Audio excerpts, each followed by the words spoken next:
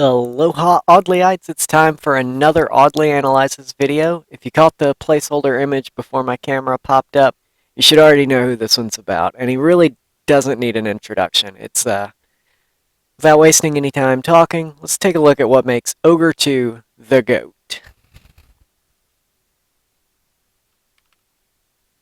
And I'm going to be looking at his gameplay on Strongholds on Plaza. This is a scrim from them against Elevate. They're playing with a new player on their roster. They've got Envy Pancake Man, as you see on the screen here. That's supposedly Frosty, who was formerly working with Complexity. But we'll see how Ogre 2 adjusts to a brand new player on the team, and we're going to look at what makes Ogre 2 the GOAT. And right off the start, we see him immediately taking a route, and he's looking across map to cut anyone who's pushing off, and he stops Randa from, he hops up on yellow to stop Randa from taking yard. So even though yard is kind of uncontested by blue team usually off the start, Tuger goes and takes it. And then he immediately drops and starts fighting, and there you see a good example of isolation, using the car to block Randa from seeing him, but still exposing himself to Munoz to fight that off.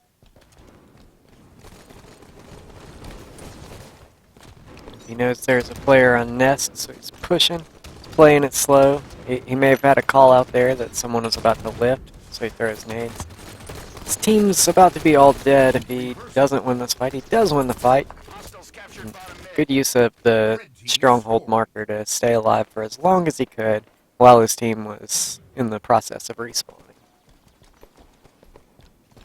Here we see him immediately going to grab the BR. This is something I like to see out of him. He's the kind of player who, based off his playstyle, he really needs to have weapons that he can fight back from far away.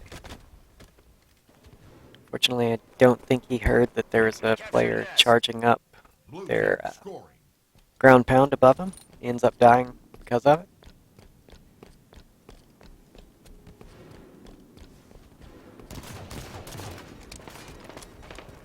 Here, he's just making sure nobody's pushing over to yard. Misses the jump there. You can make that jump, but I think you actually have to get a sprint jump. And there he charges over the grenade and challenges. Not really a great play. We haven't gotten to see really any of Ogre 2's identity yet this game.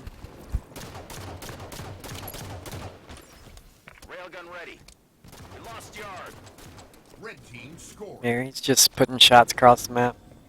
Here, we're going to start to get a glimpse of what it is like. Most players you would see, while they're taking this bottom middle territory, they would stay as far away from the opposing team as they could. Here, you see Ogre 2 isn't doing that. He's pushing himself into a location where he can see anybody that's going to be coming to try to get behind that white car, and anybody that may be coming from the right. Rather than trying to hide, he's trying to make sure he's in a position to get damage in first. He's zoning them off the territory. And this is just what he does as a player so often. He puts himself in a position where he's going to get the jump on somebody. They're going to be expecting him to be somewhere else, but he is in a position where he's going to get, first sightline. Here's a player dropping, but finds out it's his teammate. And you see, Elevate were not expecting him to be that far pushed up, because that's not what a player is expected to do.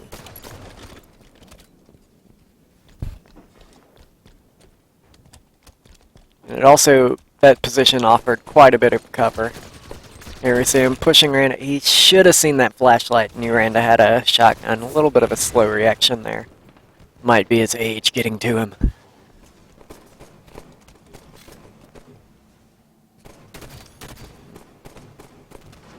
Here again we see him with the battle rifle, which I mentioned. I really like seeing him pick up these longer range weapons because of his playstyle. Not working out for him there. Randa making moves with the shotgun yet again.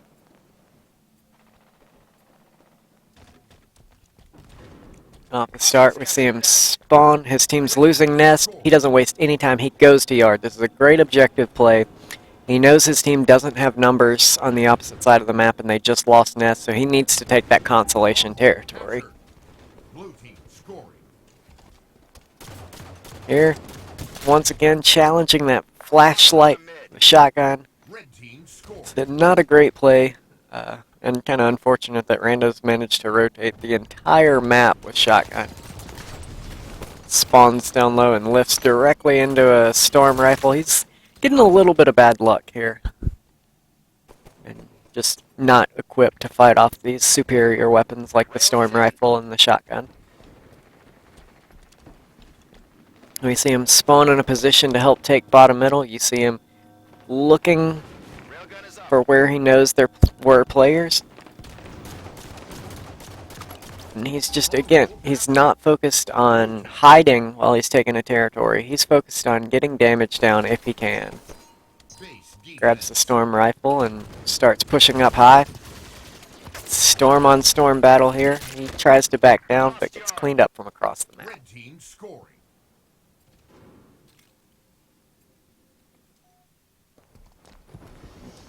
Gets a spawner on yard. He should have picked up the SMG first. So I don't like that he just charged off spawn.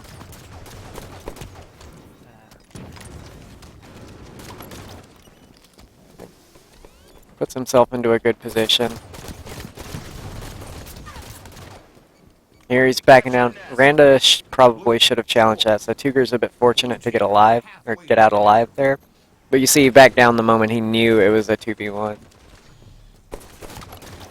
And now that he has help from his teammates, he's doing a bit more challenging. And here, again, while he's getting his shields back, you see him crouched in a position where if anyone actually pushes down to try to get into the bottom territory, he's going to have shots in their side while they're looking more toward Snakebite or toward the large garbage truck. If anybody pops out on yellow, he's got shots in him. If anybody pops out of that door, he's got shots in him. He's just in a great position to zone people off of the routes they wish to take. And again, this is exactly what Ogre 2 does all the time when he plays. This is what makes him such a great player. That's why he's always finding his way back to the top, even though like his gun skill isn't what it used to be. Like, this is what he does that no one else does at the same level at which he does it.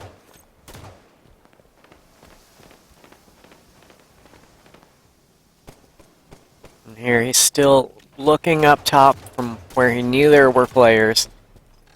Gets player weak. It's finished off by Snakebite while Ogre 2 just does what he can. Challenges Munoz, runs out of ammo there, kind of unfortunate. Hostiles captured bottom mid. Red team scoring. And here he knows there are at least 3 players from his death cam that were going toward Nest, so he immediately goes for yard. It's another great objective play. Knows when to take the consolation territories. Stronghold captured. Blue team scoring. Actually, fairly good awareness there. Probably a radar play to spot the player behind him. And there again, you see how powerful the storm rifle is while Munoz gets the jump on a couple of players.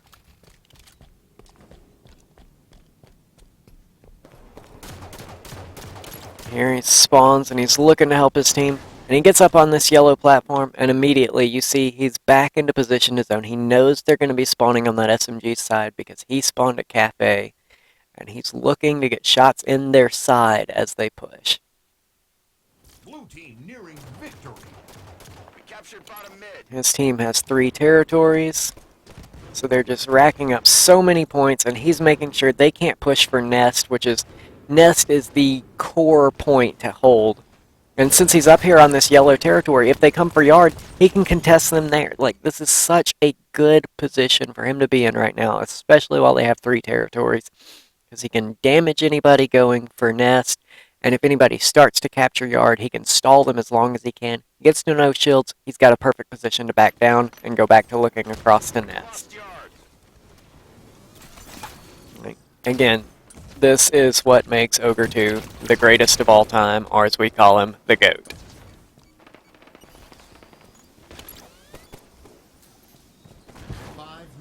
Remain.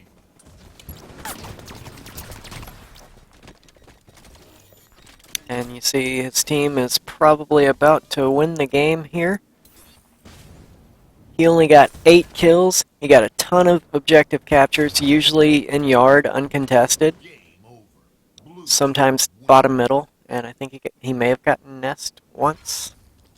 But that just shows you what Ogre 2 does that makes him such a great player, such an asset to a team, even if he's not putting up the big kills, which when he's surrounded by Royal 2, Snakebite, and who we suppose is Frosty, who dropped 19 kills that game, it's hard to like really work. Like you don't have to worry about kills when you've got the rest of your team doing that. And his positioning is so great to where he can make sure that anyone going across the map is already softened up a little bit for his teammates. So, like, even with their superior skill in terms of slaying power, they're already weakened. So, like, it's even easier for them to get the slays they need to look as good as they do and as dominant as they do. And that all comes off of Ogre 2's positioning to zone players out of the positions they want to go to.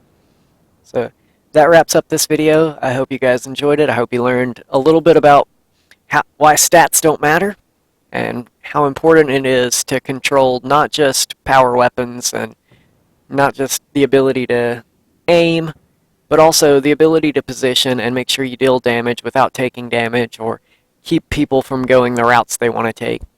So with that said, that'll wrap up this video. I have hit over 100 subscribers, and I'm going to put out a special video tomorrow of me doing a little bit of karaoke, so make sure you check my channel again tomorrow night, or tomorrow evening, for me embarrassing myself horribly. You'll get to know just how shameless I truly am. But for now, I always open up my videos with aloha, and aloha also means goodbye.